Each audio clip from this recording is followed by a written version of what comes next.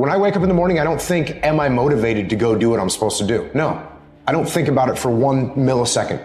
When the alarm clock goes off, I have no thought about whether this is easy, whether this is hard, whether I want to do it, whether I don't want to do it. None of that matters. It's an emotionless, thoughtless discipline. When the alarm clock goes off, you get up, you get out of bed, and you go do what you're supposed to do.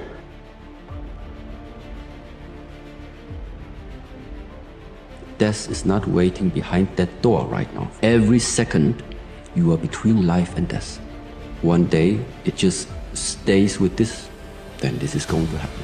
So in the moment where you realize it could be my last action right now that I do, having this type of thought on your mind, it could be your last, hopefully makes you wake up to really focus on the things that are important for you. Because many things are starting to fall away when somebody tells you, look, you only have 1 more week to live. Many problems that at the moment people are caring about, they will just disappear. Then they wake up and realize this shortness of life, how precious it actually is that we are able to be here. This is not comfortable. So in that moment, the mind directs us. It's a protective mechanism. It really saves us from discovering that the mind's like, I want to be in charge of you. I don't want you to be in charge of me. So it tells you, let's just stop right here. But once you start breaking through that barrier and start breaking down that governor that you've put in your mind, because we forget we are in control of our mind. So I'm here to tell you, if you can't think for yourself, if you can't make the money, if you're starting to go broke, that's exactly what the opposition wants. You must be willing to go after everything as if you have absolutely nothing and no one with you. Because the truth is, at the end of the day, the only measuring stick on whether or not you achieved it is the dreams you had and the goals you established and whether you accomplished them. Everything that you are, everything that you're becoming is a resilient pad of growth. On that pad is a launch. That's where you take off. That's where you find out what you're really made of. It's not about waiting until the end and one day you'll go after it. Make today day one. Today is the day that I decided I wanted to be great, so I'm going to do it. I decided I want to go after my goals, after my dreams. That's the mindset that you have to have. Because today is the day you were given breath. Knowing that as we begin to explore new horizons and new vistas in life, that as we begin to focus on developing ourselves, as we begin to elevate ourselves and not to follow the crowd, practice makes improvement.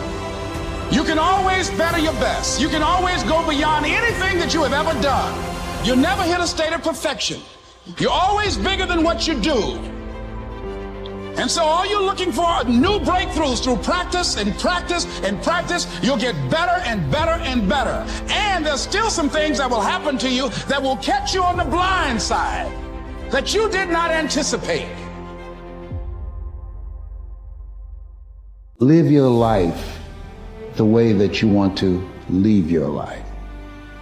Ladies and gentlemen, as I speak to you right now, if you had 90 days to live, how many of you will make some radical changes in your life?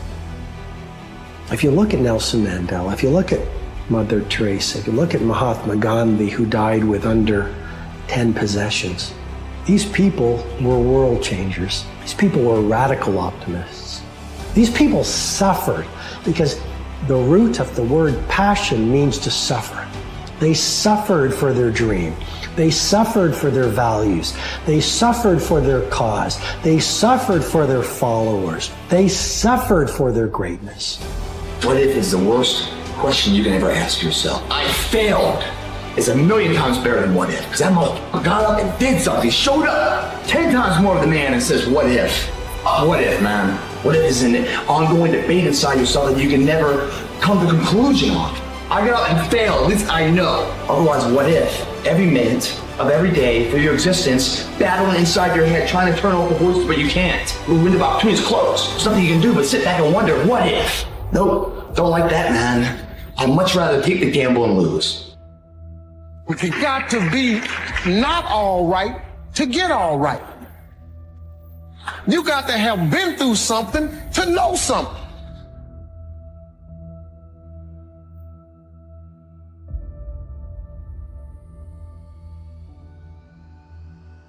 If you live in a reactive reality, you need to stop.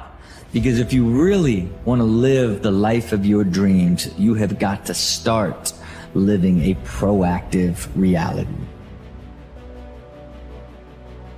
So if you're in the woods and you don't know where to go, start walking. You got to start walking because the perspective's not going to change. You have to start moving forward. You have to start taking steps in order to improve your vision, improve your perspective, change your perspective, make some kind of progress. And worst case scenario, you figure out that you walked the wrong direction. Okay, now you can go walk in the other direction. And that's going to be fine. But standing there lost and not doing anything is just waiting to die, waiting to starve to death. Don't let that happen.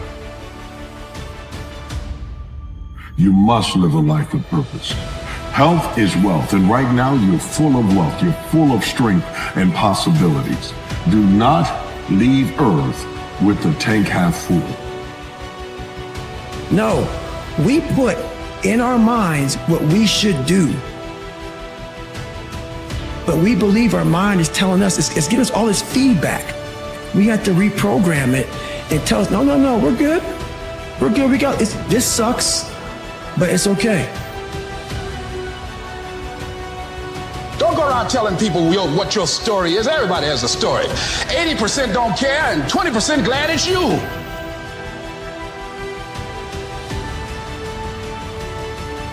It doesn't matter about what happens to you. What matters is, what are you going to do about it?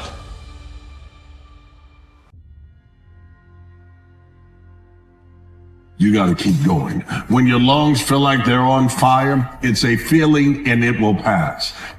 And if you can get past the feeling, you'll find that there's a second wind there.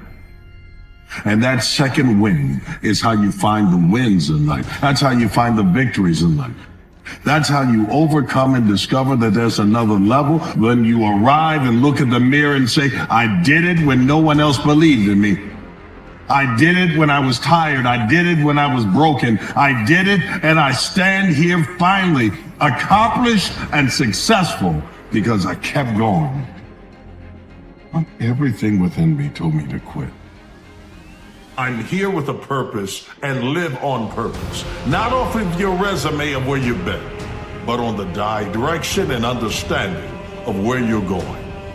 There's a call on you. It's time for you to answer it. Taking responsibility doesn't mean you blame yourself. It means you become accountable for everything that happened. Because it's the only way to improve. It's the only way to see real progress. If you're constantly blaming something else for your circumstances, it means you're giving up the opportunity to be in control.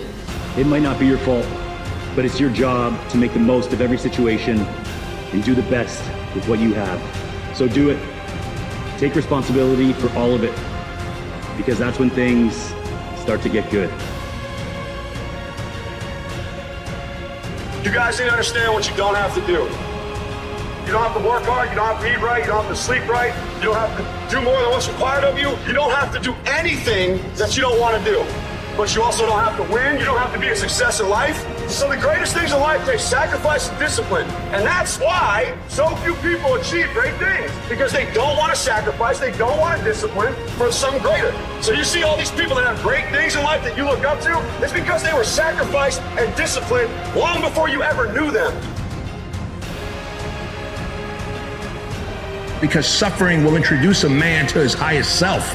And when you do that, you begin to build such high levels of confidence, and you become so congruent with the man that you want to be, the man that you love, respect, and admire.